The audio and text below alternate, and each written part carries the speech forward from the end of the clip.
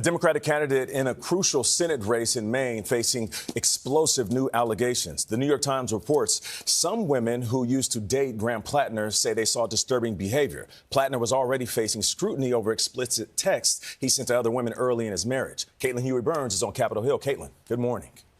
And good morning to you, Nate. Well, for the second time this week, Graham Platner faces new controversy just days away from Maine's primary. And while Platner acknowledged that he made mistakes and was far from a perfect boyfriend, he denies allegations, these new allegations from former girlfriends, and insists he is staying in the race.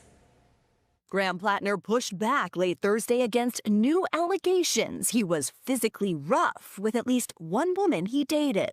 Those serious allegations are just not true.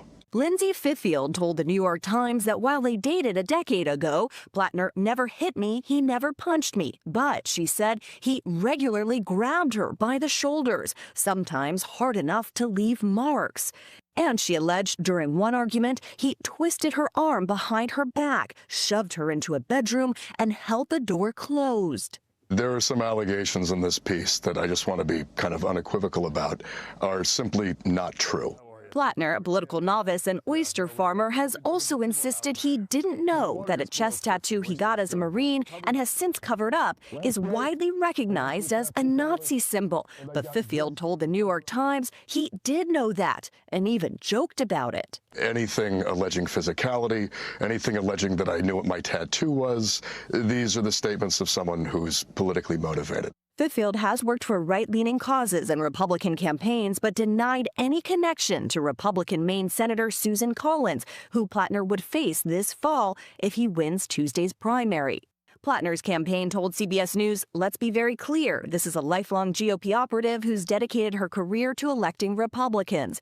But a second woman, a Maine Democrat, who also said she dated Platner, told the New York Times she found some of his behavior, quote, reckless and unsettling. Do you believe you deserve to represent Maine? It's all led to questions from some Democratic senators. He has the obligation as a candidate to address the legitimate questions that Mainers have, personally and politically. Are you concerned that there's more to drop? Well, he lied to everybody. He said that there wasn't any after his Nazi tattoo situation. And now there's more and more. Now, some high-profile Democrats are sticking by Platner. Congressman Ro Khanna described the behavior that was described in the New York Times as wrong and toxic, but said that Platner has sought redemption. And Khanna is expected to campaign with Platner in Maine tonight. Vlad. All right, Caitlin, thank you very much. For more on this, we're joined by Democratic Party strategist and CBS News contributor Joel Payne. Joel, good morning. Always good to see you. Good morning. So this is the latest in a slew of controversies for Platner, who's still leading in the polls against Republican Susan Collins. But what do you make of his response? I mean, a lot of people are suggesting, is this really the best candidate to win in the general election, not in the primary election, but in the general against Susan Collins? Well, Vlad, a few things. One, in order for Graham Platner to win, this needs to be a referendum on Susan Collins.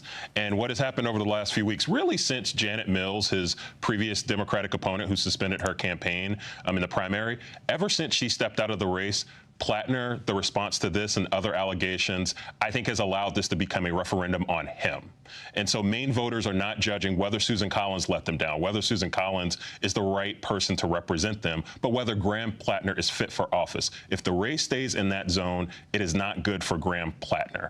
And what I would say is his specific response to some of these allegations has been very D.C. focused. He came to meet with Chuck Schumer, the Senate Democratic leader, Kristen Gillibrand, the leader of the Senate Democratic campaign arm. And that response feels very D.C. coded for a candidate who's very working class coded. And so what I would recommend as a political strategy matter, if Graham Platner wants to get out of the morass that he's in right now, he's got to get back in front of voters. And I do think that the campaign plans to pivot to do that. Joel, I mean, there's a lot of time between the primary and the general election, right? November feels like a year away almost. And you said that if it stays in this realm, this could be really problematic for him. We're going to expect a lot of digging to happen between now and then. So at what point does this become the wrong candidate for Democrats to win in the general?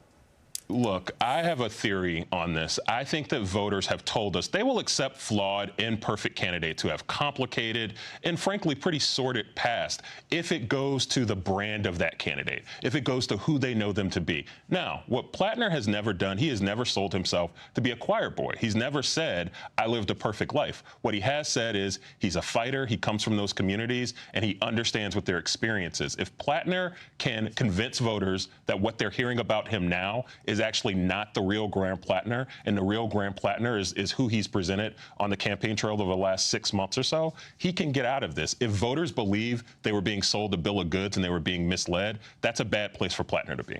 Well, there are a lot of ifs in there, Joel, but we always appreciate your context. Thank you so much for joining us this morning.